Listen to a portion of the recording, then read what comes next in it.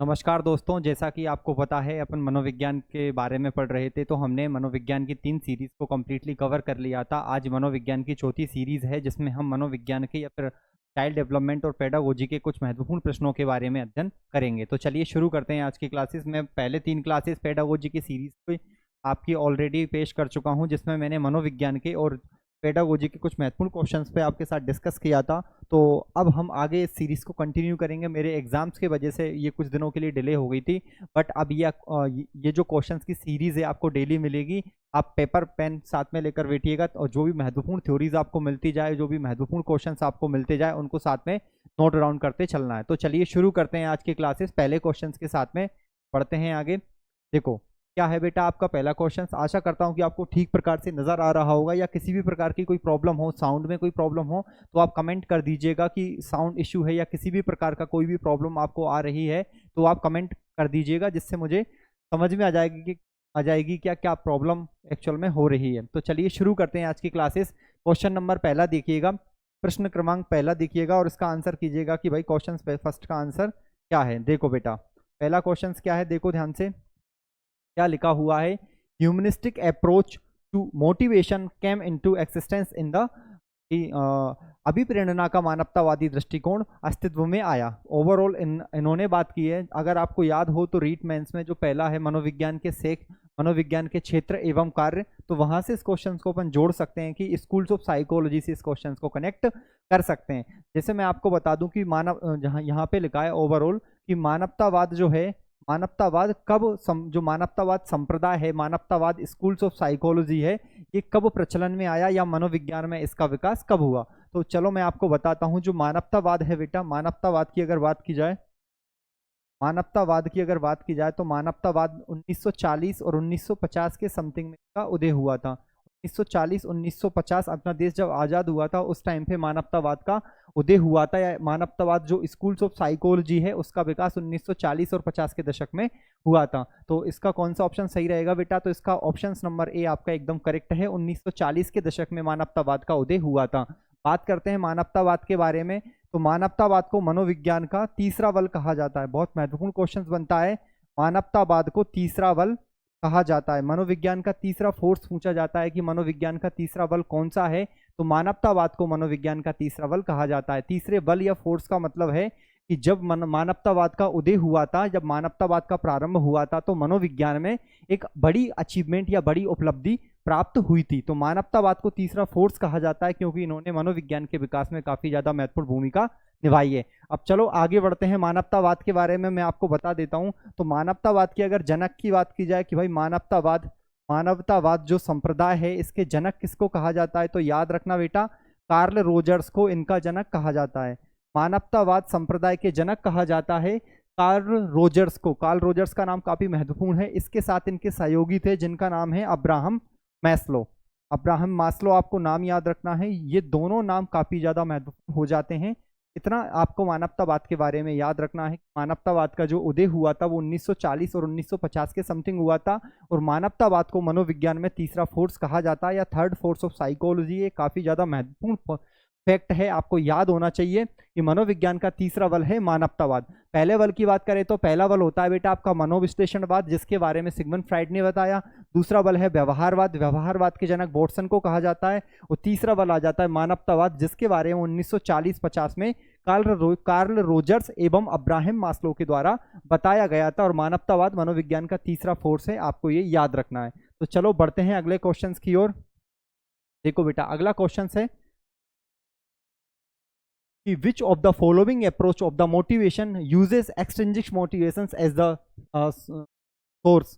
अभिप्रेरणा में निम्नलिखित में से कौन सा घटक, क्वेश्चन ठीक से पढ़िएगा, अभिप्रेरणा में निम्न में से कौन सा दृष्टिकोण बाह्य अभिप्रेरणा या फिर एक्सटर्नल मोटिवेशंस को अपने स्रोत के रूप में उपयोग करता है। यहाँ पे कुछ अप्रोचेस दी गई है, या फिर कहें तो मनोविज्ञान के कुछ संप्रदाय दिए गए हैं, और मनोविज्ञान का हर संप्रदाय अलग अलग मोटिवेशंस की बात करता है। तो थोड़ा सा इस क्वेश्चंस के बारे में जान लेते हैं। मैं आपको बता देता हूँ बेटा कि जो मोटिवेशंस होता है या अभिप्रेरणा जो व्यक्ति के अंतर्गत होती है, वो दो प्रकार की मोटिवेशंस व्यक्ति के अंदर होती है।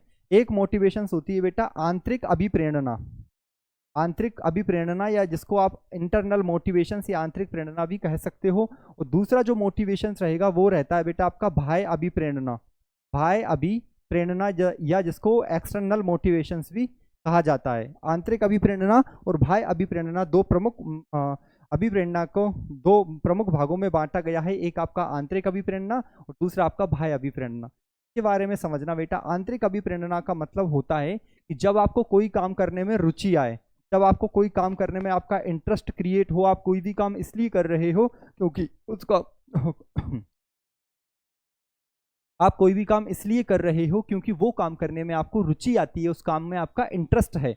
अगर उस काम को, अगर कोई आपको चैलेंजेस लेने में मजा आए कि भाई आप चुनौतियों काम करेंगे, या आप किसी काम को करने में रिस्क उठाते हो, रिस्क उठाकर आपको उस काम करने में एंजॉयमेंट आता हो, मजे की प्राप्ति हो, तो आप किस प्रकार की मोटिवेशन से प्रभावित है बेटा, तो आप आंतरिक अभिप्रेरणा से प्रभावित होते हैं। आपने बहुत सारे व्यक्तियों को देखा होगा जिनकी जॉब लग जाती है, उसके बाद भी वो कंटिन्यूसली पढ़ते रहते हैं क्योंकि उनको पढ़ने में अच्छा लगता है, उनको पढ़ने में रुचि है, इंटरेस्ट है।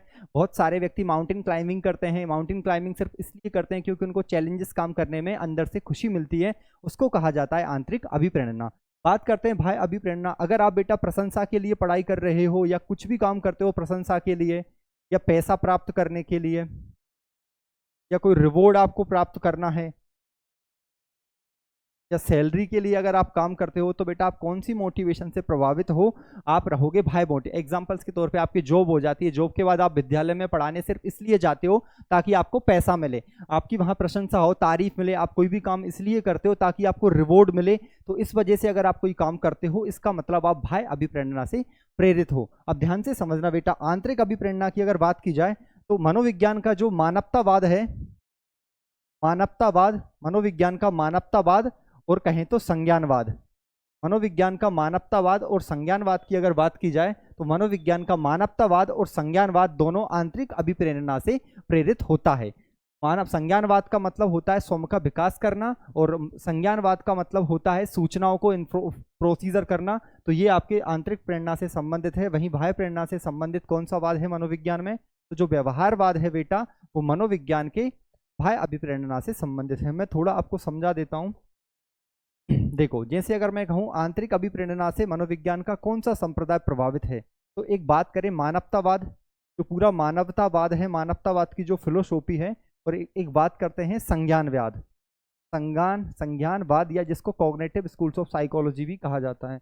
मानवतावाद की बात की जाए तो बेटा मानवतावाद स्वयं के विकास की बात करता है कि व्यक्ति स्वयं का विकास करे, स्वयं आत्म का विकास करे, व्यक्ति स्वयं की क्षमताओं का विकास करे। मानवतावाद का मतलब होता है अगर व्यक्ति खुद की क्षमताओं का विकास कर पाता है, सेल्फ को एक्चुअलाइज कर पाता है, उसी चीज को कहा जाता है मानवतावाद। संज्ञानवाद के अंतर्गत क्या आता है कि भाई संज्ञानवाद में सूचनाओं को विश्लेषण करना, अगर किसी व्यक्ति को इंफॉर्मेशंस को एनालाइज करने में या कहें तो समस्या के समाधान में मजा आता है, उसको प्रॉब्लम सॉल्विंग में इंटरेस्ट आता है। एक बच्चा है जिसको गणित के कठिन सवाल करने में काफ़ी ज़्यादा इंटरेस्ट आता है, उसको कहा जाता है संज्ञानवाद। या प्रॉब्लम को सोल्व करने वाला जो वाद है या सूचनाओं को प्रोसीजर करने वाला जो मनोविज्ञान का संप्रदाय है, उसे कहा जाता है संज्ञानवाद। संज्ञानवाद मनोविज्ञान के किस आंतरिक संज्ञानवाद या फिर मानवतावाद की बात करें तो ये दोनों बात बेटा आंतरिक अभिप्रेरणा से प्रेरित होते हैं। इसके बाद अगर बात करें बाह्य अभिप्रेरणा, तो बाह्य अभिप्रेरणा की बात की जाए तो बाह्य अभिप्रेरणा से अगर आपको बता दें तो बाह्य अभिप्रेरणा से मनोविज्ञान के दो संप्रदाय जुड़े हैं। एक को आप कहोगे व्यवहारवाद।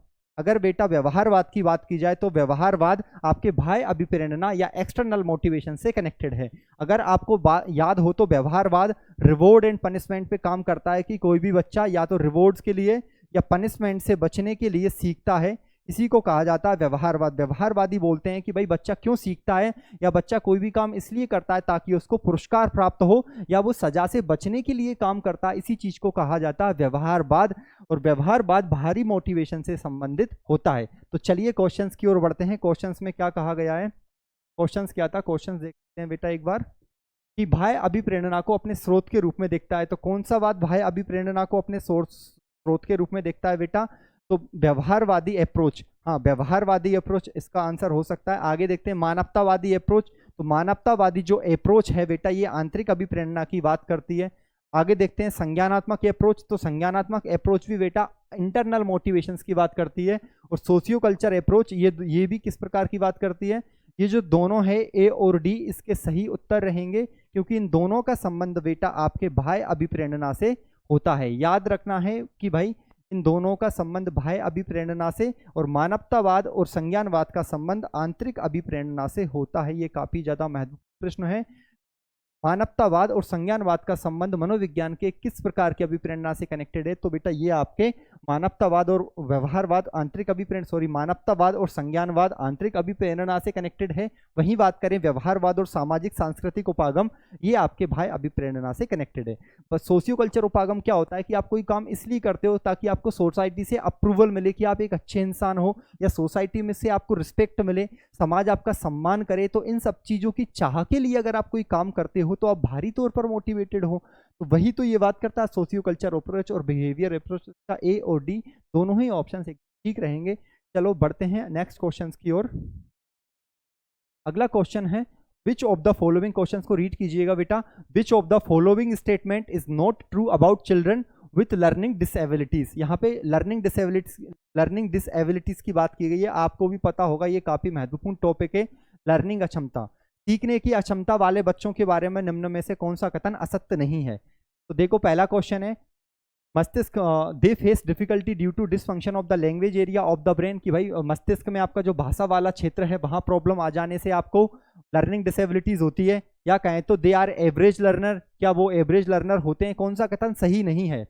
सच difficulties arise due to lack of appropriate academic and family environment. जो लर्निंग डिसेबिलिटीज क्रिएट होती है वो आपके एकेडमिक्स और फैमिली इन्वायरमेंट की वजह से क्रिएट होती है। अगला ऑप्शन देखते हैं। दे face difficulty in understanding the directions given by the teacher. शिक्षक द्वारा किए गए निर्देशों को समझने में उन्हें कठिनाई का सामना करना पड़ता है। तो क्वेश्चन से कि लर्निंग डिसेबिलिटीज के बारे में कौन सा कथन आपका गलत है? तो देखिएगा कौन सा कथन आपका गलत है, लगाइएगा ए बी सी डी, कौन सा कथन आपका गलत रहेगा? तो इस वाले ऑप्शंस का उत्तर रहेगा सी। अभी इसको समझ लेते हैं, फिर इसके ऑप्शंस को मैं आपको एलिब्रेट कर दूंगा। देखो अगर बात करें तो आपका एक टॉपिक है लर्निंग डिसएबिलिटी। लर्निंग डिसएबिलिटी या जिसको कहा जाता है लर्निंग अक्षमता। लर्निंग डिसेबिलिटी शब्द को सबसे पहले किसने इजाद किया था? तो इस साइकोलॉजिस्ट का नाम है सैमुअल क्रिक। ये काफी महत्वपूर्ण नाम है। सैमुअल क्रिक के द्वारा 1963 में 1963 में लर्निंग डिसेबिलिटी शब्द का यूज किया गया था। लर्निंग डिसेबिलिटी जो वर्ड है एक प्रकार का ब्रेन से संबंधित प्रॉब्लम है, कि आपकी जो ब्रेन में नर्वस सिस्टम होता है उसमें कुछ कनेक्शंस में प्रॉब्लम आ जाती है, आपके नर्वस सिस्टम में कुछ परेशानी आ जाती है, जिसकी वजह से आप में कुछ सीखने की क्षमता का विकास हो जाता है। तो ये एक प्रकार का न्यूरो डेवलपमेंट डिसऑर्डर है। काफी महत्वपूर्ण लाइन है बेटा। ये किस प्रकार का डिसऑर्डर है? तो आपके न्यूरो डेवलपमेंट डिसऑर्डर है। या बात करें तो ये आपके तंत्रिका तंत्र या नर्वस सिस्टम के विकास से संबंधित डिसऑर्डर है, कि आपका न्यूरॉन सिस्टम ठीक से डेवलप्ड नहीं हो पाया है, या आपके न्यूरॉन्स का कनेक्शंस मिसमैच है, इस वजह से आपको कुछ प्रॉब्लम्स आती है। उसी को कहा जाता है लर्निंग डिसेबिलिटीज। मैं आपको कुछ लर्निंग डिसेबिलिटीज के बारे में बता देता हूं बेटा। जैसे एक लर्निंग डिसेबिलिटीज होती है जिसको कहा जाता है डिसलेक्सिया। डिसलेक्सिया के बारे में अगर बात करें तो डिसलेक्सिया का संबंध होता है बेटा आपका पठन। ये एक प्रकार का रीडिंग डिसऑर्डर है। अगर कहें तो ये कैसी प्रॉब्लम है? ये एक प्रकार का रीडिंग डिसऑर्डर है या पठन से रिलेटेड प्रॉब्लम है। इसमें क्या होता है, एक बच्चा बेटा बी को क्या पढ़ता है? बी को डी पढ़ता है, टो को वोस पढ़ेगा। ओवरऑल वो अक्षरों को उलट फेर करके पढ़ता है। अगर मैं कहूँ तो बच्चा डब्ल्यू को क्या पढ़ेगा बेटा? एम पढ़ेगा। अगर पढ़ने में प्रॉब्लम है तो उसे डिसलेक्सिया कहा जाता है। अगला अगर अपन बात करें तो दूसरा डिसऑर्डर है बेटा आपका डिसग्राफिया। डिसग्राफिया, ग्राफ का संबंध आप भी जानते हो लिखने से होता है। तो डिसग्राफिया ये किस प्रकार का प्रॉब्लम है? एक प्रकार से ये लेखन विकार है। लेखन विकार या फिर राइटिंग डिसऑर्डर है। इसमें क्या होता है, बच्चा बी को डी लिखता है। याद रखना बी को डी पढ़ता नहीं है। अगर बच्चा बी को डी लिखेगा तो वो डिसग्राफिया है, अगर बच्चा बी को डी पढ़ेगा तो वो डिसलेक्सिया है। इसके बाद तीसरे डिसऑर्डर की बात की जाए जिसका नाम है डिसकैलकुलिया। कैलकुलिया से आपको दिख रहा होगा, कैलकुलिया का संबंध होगा कैलकुलेशन से। अगर आपको गणित की गणनाओं और संक्रियाओं में अगर कोई प्रॉब्लम है कि आप गणित में संख्याओं को सही से नहीं समझ पा रहे हो, या आपको संख्या की सही समझ नहीं है, आप संख्या को ठीक से इंटरप्रेट नहीं कर पा रहे हो, आपको गणित की संक्रिया करने में प्रॉब्लम आ रही है, आप जोड़ की जगह गुणा के चिन्ह का यूज करते हो। जब मैं आपसे 6 बोलता हूं तो आप 9 उसको लिखते हो। तो ये किस प्रकार की प्रॉब्लम है बेटा? तो ये एक प्रकार के गणित से संबंधित समस्या है जिसको कहा जाता है डिस्कैलकुलिया। एक दो प्रॉब्लम के बारे में और डिस्कस कर लेते हैं। एक होता है बेटा आपका डिस्प्रेक्सिया, इंपॉर्टेंट है काफी ज्यादा। डिस्प्रेक्सिया, डिस्प्रेक्सिया का संबंध रहता है आपके बॉडी के कोऑर्डिनेशन से, कि आप अपने बॉडी पर समन्वय स्थापित नहीं कर पाते, बॉडी कोऑर्डिनेंस, या आप बॉडी को बैलेंस में नहीं रख पाते, आपकी बॉडी बैलेंस में नहीं रहती, आप अपने बॉडी पर कंट्रोल्ड नहीं कर पाते, आप आपके शरीर पर नियंत्रित नहीं कर पाते, उसी चीज को कहा जाता है डिस्पेक्सिया। एग्जांपल्स के तौर पर आप एक फुटबॉल में किक मारना चाहते हो बट आप उसमें किक नहीं मार पाते क्योंकि आपकी बॉडी पर कोऑर्डिनेशन नहीं है, आपका ब्रेन ठीक प्रकार से सिग्नल नहीं भेजता, जिसकी वजह से आप उस फंक्शंस को कंप्लीट नहीं कर पाते, उसी चीज को कहा जाता है बेटा आपका डिस्प्रेक्सिया। तो देखते हैं, तो ये जो लर्निंग प्रॉब्लम है बेटा, इसमें जो ऑप्शंस हैं अपन उसको एक बार देख लेते हैं, क्या ऑप्शंस दे रखा है उन्होंने।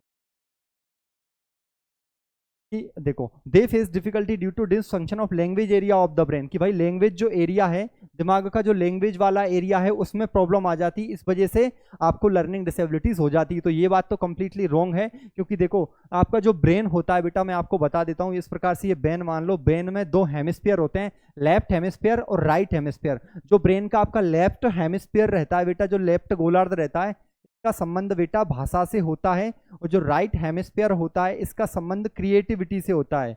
अगर कोई व्यक्ति क्रिएटिव है तो उसका राइट हेमिस्फीयर ज्यादा डेवलप्ड है, अगर किसी व्यक्ति में भाषा का अच्छा ज्ञान है या भाषा के विकास में आपका जो लेफ्ट हेमिस्फीयर है वो ज्यादा योगदान देता है। तो इसमें पहला है कि difficulty dysfunction of the language area, कि लैंग्वेज वाला जो एरिया है ब्रेन का उसमें दिक्कत आ जाने से आपको लर्निंग डिसेबिलिटीज होती है। तो ऐसा कहना कंप्लीटली गलत होगा। दे आर एवरेज लर्नर, ऐसा नहीं है, वो एवरेज लर्नर भी हो सकते हैं, उनका आईक्यू अच्छा भी हो सकता है और उनका आईक्यू कम भी हो सकता है, बट ये श्योर नहीं है कि लर्निंग डिसेबल पर्सन का आईक्यू 90 से 110 के बीच में रहेगा या फिर वो औसत लर्नर ही रहेंगे।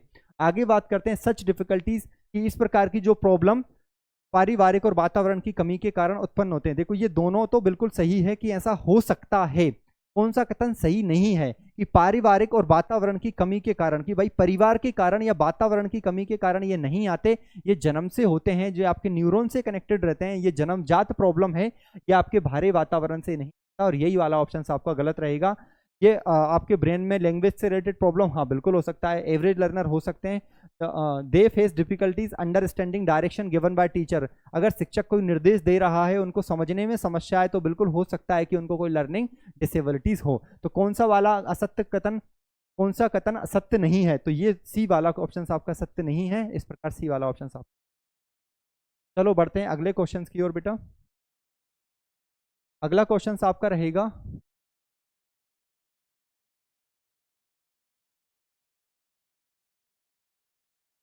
नेक्स्ट क्वेश्चन की ओर बढ़िएगा। हाँ 15 मिनट। अगला क्वेश्चन देखो, which of the following describe the process people use in intellectual reasoning and problem solving. Intellectual reasoning and problem solving, बौद्धिक तर्क तथा समस्या समाधान। बौद्धिक तर्कना तथा समस्या के समाधान में व्यक्ति निम्नलिखित में से कौन सा उपागम का उपयोग करता है? ध्यान से देखिएगा इस क्वेश्चन को, ये क्वेश्चन बहुत ही ज्यादा महत्वपूर्ण है, आने वाली परीक्षाओं में जरूर से ये क्वेश्चन पूछा जाएगा। अच्छे एग्जाम जो फर्स्ट ग्रेड सेकंड ग्रेड होते हैं वहां पे इसी प्रकार के क्वेश्चंस आपके आते हैं। तो बताओ कौन सा ऑप्शन सही रहेगा? पहला विकल्प आपके पास में है मनोगतिक उपागम, दूसरा है बुद्धि का संरचनात्मक मॉडल, तीसरा है इंफॉर्मेशन प्रोसेसिंग अप्रोच, और चौथा रहेगा निष्पादन उपलब्धि परीक्षण। तो आपको याद हो तो मैंने आपको बताया था कि बुद्धि में दो प्रकार के अप्रोचेस की बात होती है, बुद्धि में दो प्रकार के उपागम की बात होती है। पहला उपागम जो रहता है उसी को पहला दो उपागम की बात होती है। एक उपागम आपका मनोगतिक उपागम होता है और दूसरा उपागम होता है बेटा आपका सूचना प्रक्रमण उपागम। अगर ये आपको याद हो तो मनोगतिक उपागम में क्या होता है? मनोगतिक उपागम में बुद्धि को एक समुच्चय के रूप में माना जाता है बेटा, बुद्धि को एक समुच्चय के रूप में, या बात करें तो बुद्धि को किसके रूप में देखा जाता है? बुद्धि को एक समूह के रूप में कहा जाता है कि बुद्धि योग्यताओं का एक समूह है। क्या कहा जाता है बेटा? कि बुद्धि योग्यताओं का एक समूह है। ऐसा किसका मानना होता है? तो जो मनोगतिक बुद्धि के सिद्धांत होते हैं उनका कहना होता है कि बुद्धि समुच्चय और योग्यताओं का एक समूह है। मनोगतिक उपागम को अगर याद हो तो मनोगतिक उपागम को बुद्धि का संरचनात्मक मॉडल कहा जाता है। बुद्धि का संरचनात्मक मॉडल और मनोगतिक उपागम दोनों एक ही बात होती है। तीसरा है सूचना प्रक्रमण उपागम। मैंने आपको बताया था कि दो उपागम है, एक तो ये रहा और दूसरा आपका सूचना प्रक्रमण उपागम है।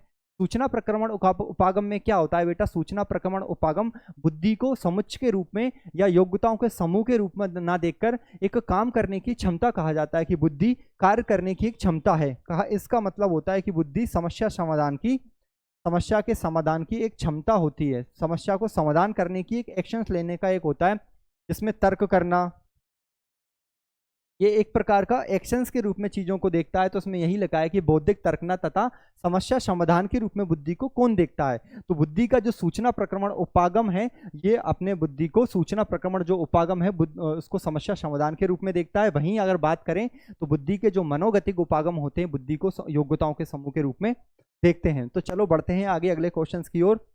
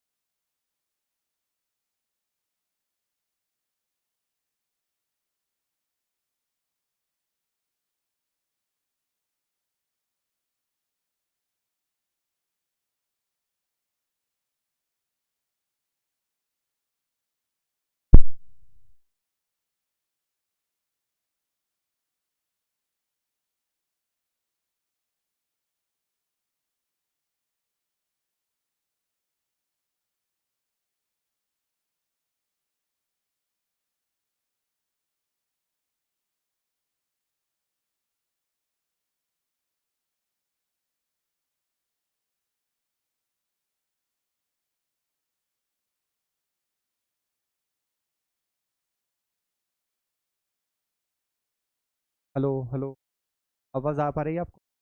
यार साउंड का इशू हो गया था, तो मैं एक बार दोबारा से एक्सप्लेन देता हूँ आपको ये।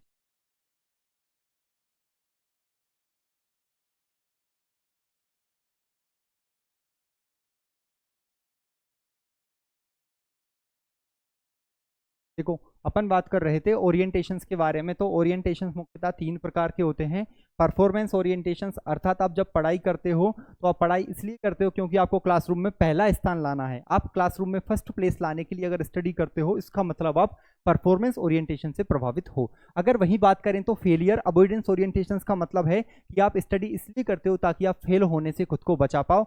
अगर आप फेलियर ओरिएंटेशन से प्रभावित हो तो आप फेल होने से बचने के लिए पढ़ाई करते हो। वहीं मास्टरी ओरिएंटेशन की बात करें तो आपको चीज़ों को मास्टर करना है, बहुत ज़्यादा नॉलेज एक्वायर करना है, इसका मतलब आप मास्टरी ओरिएंटेशन से इन्फ्लुएंस हो। चलो बढ़ते हैं क्वेश्चंस की ओर। तो क्वेश्चंस क्या एक बार देख लो बेटा कि कौन सा ओरिएंटेशन नहीं है। परफॉर्मेंस ओरिएंटेशन से, क्योंकि आपको फर्स्ट रैंक लाना है, उससे अगर आप प्रभावित हो तो आप परफॉर्मेंस ओरिएंटेशन से प्रभावित हो जाते हो। वर्क अवॉइडेंस का बिल्कुल ये आपका ऑप्शन रहेगा। इसमें वर्क को आप फेलियर भी कहोगे, आप फेलियर को अवॉइड करना चाहते हो, इसलिए अगर आप स्टडी करते हो बिल्कुल सही है। व्यवहार लक्ष्य, तो इस प्रकार का अवॉइडेंस अपन ने कोई पढ़ा नहीं, तो ये वाला ऑप्शन आपका गलत हो जाएगा।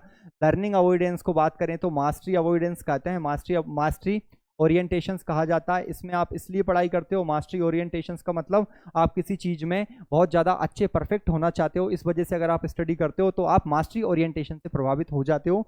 चलो बढ़ते हैं अगले क्वेश्चन की ओर। अगला क्वेश्चन क्या है देखना ध्यान से। नेक्स्ट क्वेश्चन आपका रहेगा, development is the series of changes in which child goes from embryonic period to adult. This statement is, बहुत महत्वपूर्ण स्टेटमेंट है बाल विकास वाले चैप्टर का, कि विकास परिवर्तन का वह क्रम है इसमें बच्चा भ्रूण अवस्था से लेकर प्रौढ़ अवस्था तक गुजरता है। बहुत इंपॉर्टेंट लाइन है। तो ये जो वाली लाइन है कि बच्चा भ्रूण अवस्था से लेकर प्रौढ़ अवस्था तक गुजरता है, ये स्टेटमेंट रहेगा मिस हरलोक का। तो हरलोक के द्वारा ये स्टेटमेंट दिया गया था। हरलोक ने कहा था कि परिवर्तन क्या है, तो इन्होंने 4 प्रकार के परिवर्तन की बात करी थी। बात करें ना, बच्चा भ्रूण अवस्था से प्रौढ़ अवस्था तक गुजरता है, उसमें चेंजेस आते हैं, तो हरलोक ने 4 प्रकार के परिवर्तन की बात करी थी। पहला परिवर्तन रहेगा आकार में परिवर्तन। आकार में पहला परिवर्तन जो रहता है आपके आकार में परिवर्तन होता है। दूसरा आपके अनुपात में परिवर्तन। तीसरा परिवर्तन की बात करें तो पुराने चिन्हों का लोप, पुराने चिन्हों का लोप। और चौथा रहेगा नए चिन्हों का उदय, नए चिन्हों का उदय। ये 4 प्रकार के चेंजेस व्यक्ति में देखे जाते हैं। व्यक्ति में आकार परिवर्तन होता है। आकार परिवर्तन का मतलब व्यक्ति पहले अलग प्रकार से सोचता है, फिर उसके समय के साथ उसकी सोचने की चीजें डिफरेंट हो जाती है, तो उसका सोचने में डिफरेंट हो जाता है, उसी को आकार में परिवर्तन कहते हैं।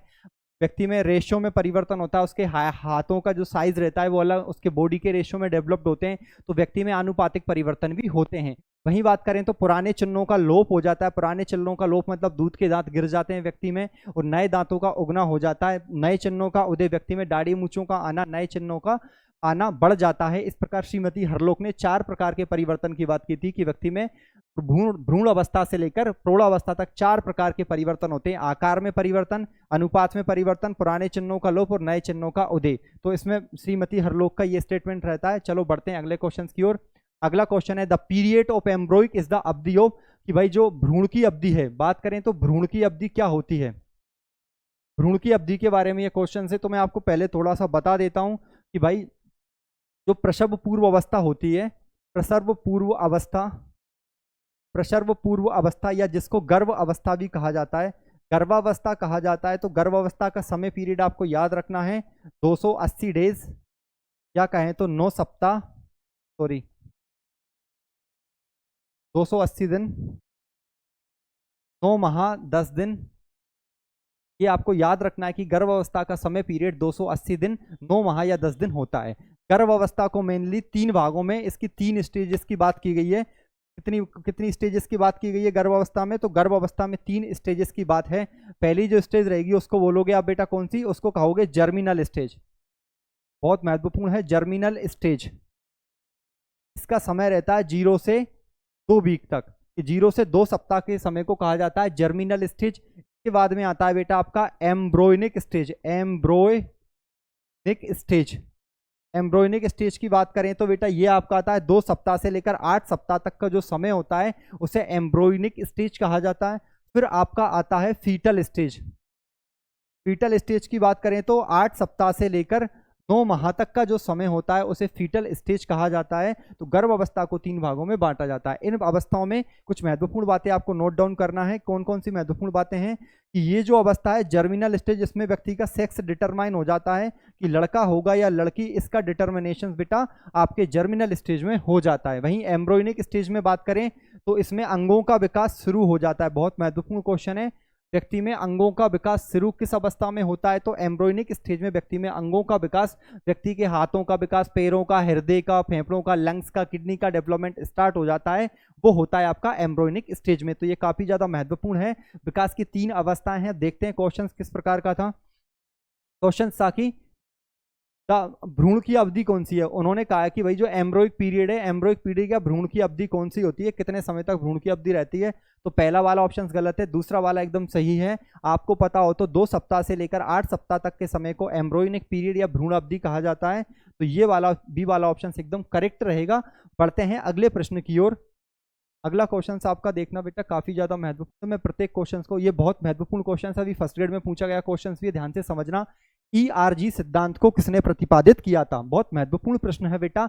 ERG सिद्धांत को प्रतिपादित किसने किया था? तो पहले ERG सिद्धांत के बारे में जान लेते हैं। ERG सिद्धांत होता क्या है? तो चलो बढ़ते हैं। देखो बेटा, ERG सिद्धांत की बात की जाए तो ERG थ्योरी ऑफ मोटिवेशंस, ये अभिप्रेरणा वाले चैप्टर का एक थ्योरी है जिसके बारे में मैं आपको डिटेल से बताऊंगा।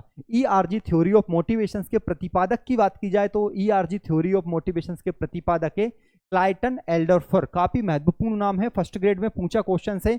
ERG थ्योरी के प्रतिपादक कौन है? तो क्लाइटन एल्डरफर को ERG थ्योरी ऑफ मोटिवेशंस के जनक कहा जाता है। इसके बाद बात करें तो ERG थ्योरी ऑफ मोटिवेशंस है ना बेटा, जो वो मास्लो की नीड हायरार्की, अगर आपको याद हो तो अब्राहम मास्लो ने हायरार्की ऑफ नीड्स की थ्योरी दी थी जिसमें 5 स्टेज की उन्होंने बात की। तो नीड ऑफ हायरार्की थ्योरी को सरल रूपों में 3 भागों में बांटा। ओवरऑल ERG जो थ्योरी है वो अब्राहम मास्लो की थ्योरी को उन्होंने आगे डेवलप्ड किया और उसी को सरलतम रूप में 3 भागों में बांटा।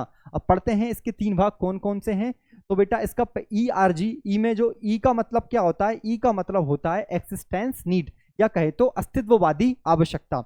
अस्तित्ववादी आवश्यकताएं वो आवश्यकताएं होती है जिनके बिना कोई व्यक्ति सरवाइव नहीं कर पाएगा। ये व्यक्ति की आधारभूत आवश्यकता होती है, जैसे कि पानी, रेस्ट करना, भूख, खाना, ये सब, आराम करना, रेस्ट करना, ये व्यक्ति की कैसी आवश्यकता है? आधारभूत आवश्यकता है। उसके पास घर हो, सुरक्षा हो, उसके पास थोड़ा बहुत अर्निंग हो, पैसा हो, या फिर भूख, प्यास, नींद, ये सब किस प्रकार की आवश्यकताएं हो जाती है? तो ये व्यक्ति की अस्तित्ववादी, उसके अस्तित्व को बनाए रखने के लिए आवश्यकता है और ये व्यक्ति की प्राइमरी या आधारभूत आवश्यकता को कहा जाता है। तो देखिएगा बेटा, एक्सिस्टेंस या अस्तित्ववादी आवश्यकताओं को बेसिक नीड भी कहा जाता है क्योंकि ये व्यक्ति की बेसिक नीड होती है। एग्जांपल्स के तौर पे अगर बात की जाए तो देखो, खाना, पानी, कपड़ा, घर, वेतन, सुरक्षा, ये किस प्रकार की नीडें हैं? ये अस्तित्ववादी आवश्यकता है। अगर बात की जाए तो अब्राहम मैस्लो की, अगर बात की जाए तो अब्राहम मैस्लो कि जो पहला जो चरण था, अब्राहम मैस्लो की सिद्धांत का जो पहला चरण था, शारीरिक आवश्यकता और सुरक्षा की आवश्यकता से ये जुड़ा हुआ है। ओवरऑल ERG का संबंध आपके शारीरिक आवश्यकता और सुरक्षा की आवश्यकता से कनेक्टेड है। चलो बढ़ते हैं आगे अगली आवश्यकता की ओर, जिसमें है आर। आर का मतलब होगा रिलेटेडनेस नीड। रिलेटेडनेस नीड का मतलब होता है संबंध की आवश्यकता, कि अब आप सुरक्षित हो, अब आपको संबंध चाहिए, आपको सम्मान चाहिए, आप अपने दोस्तों से, अपने रिलेटिव्स के साथ आप फैमिली बनाते हो, प्रेम, विवाह, शादी, या फिर आपको सोसाइटी में एक रिस्पेक्ट चाहिए। तो वो किस प्रकार की आवश्यकता है बेटा? संबंध की आवश्यकता, दूसरों से जुड़ाव होना, संबंध बनाना, रिश्ते की नीड होना, तो ये आपकी रिलेटेडनेस या संबंध की आवश्यकता के अंतर्गत आ जाता है। एग्जाम्पल्स के तौर पे व्यक्ति परिवार बनाता है तो वो संबंध की आवश्यकता से जुड़ा हुआ है। दोस्ती, सहकर्मी, सम्मान या संबंध की आवश्यकता आपके संबंध की आवश्यकता का हिस्सा है। अगर बात करें तो अब्राहम मैस्लो की जो तीसरा स्टेज था संबंध की आवश्यकता, और जो चौथा चरण था सम्मान की आवश्यकता से आर जुड़ा हुआ है। आशा करता हूं कि आपको बेहतर ढंग से चीजें समझ में आ रही होगी। बढ़ते हैं अगली थ्योरी की ओर, अगले इसी थ्योरी के तीसरे कॉन्सेप्ट की ओर। ERG, जी का संबंध होता है ग्रोथ नीड से, जी का रिलेशन होता है ग्रोथ नीड से या विकास की आवश्यकता। इसका मतलब व्यक्ति स्वयं को डेवलप्ड करेगा, स्वयं के बारे में जानेगा। अगर व्यक्ति सेल्फ अवेयर है, सेल्फ एक्चुअलाइज्ड है, या फिर खुद की क्षमताओं की, व्यक्ति में कोई काम करने की कितनी क्षमताएं हैं, उन क्षमताओं को अगर व्यक्ति अचीव करता है तो वो उसको कहा जाता है ग्रोथ नीड। ये व्यक्तिगत मतलब स्वयं के विकास की आवश्यकता हो जाती है, स्वयं के बारे में जागरूक होने की आवश्यकता है। और जी आवश्यकता को मास्लो के सेल्फ एक्चुअलाइजेशन से जोड़ा जाता है। तो ये मैंने आपको बहुत डिटेल से इस थ्योरी को समझा दिया है, आप इसको एक बार पढ़ लेना, के नोट्स बना लेना। देखो बेटा क्वेश्चंस क्या था, ईआरजी सिद्धांत के प्रतिपादक कौन है, तो इसके प्रतिपादक है एल्डरफर। अगर मैस्लो की बात करें तो बेटा मैस्लो ने हायरार्की आवश्यकता पदानुक्रम सिद्धांत का प्रतिपादन किया था। आवश्यकता पदानुक्रम सिद्धांत का प्रतिपादन अब्राहम मैस्लो के द्वारा किया था। हर्जवर्ग की बात करें तो two factor theory of motivations की बात की थी। हर्जवर्ग ने two factor theory of motivations की बात की थी, जिसमें उन्होंने दो प्रकार के फैक्टर बताए थे। एक रहेगा बेटा आपका हाइजीन फैक्टर और एक रहेगा आपका मोटिवेशनल फैक्टर। तो two factor of theory motivations की बात हर्जवर्ग करते हैं। इन्होंने दो प्रकार के मोटिवेशंस की बात करी, एक आपका हाइजीन फैक्टर और एक रहेगा आपका मोटिवेशनल फैक्टर। इस प्रकार आपका ईआरजी सिद्धांत का प्रतिपादन एल्डरफर, क्लाइटन एल्डरफर के द्वारा किया गया। चलो बढ़ते हैं अगले क्वेश्चन की ओर। नेक्स्ट क्वेश्चन आपका रहेगा बेटा, नेक्स्ट क्वेश्चन है कौन सी आवश्यकता रिश्तों और जुड़ाव से जुड़ी है। तो ये जो क्वेश्चन है बेटा ये आपकी ईआरजी थ्योरी वाले से ही कनेक्टेड करके आपको सोल्व करना है कि कौन सी आवश्यकता रिश्तों और जुड़ाव, मतलब आपको संबंध की आवश्यकता से कनेक्ट करना है। तो ई वाला तो नहीं आएगा, क्योंकि ई वाली आवश्यकता तो आपकी अस्तित्ववादी आवश्यकता है।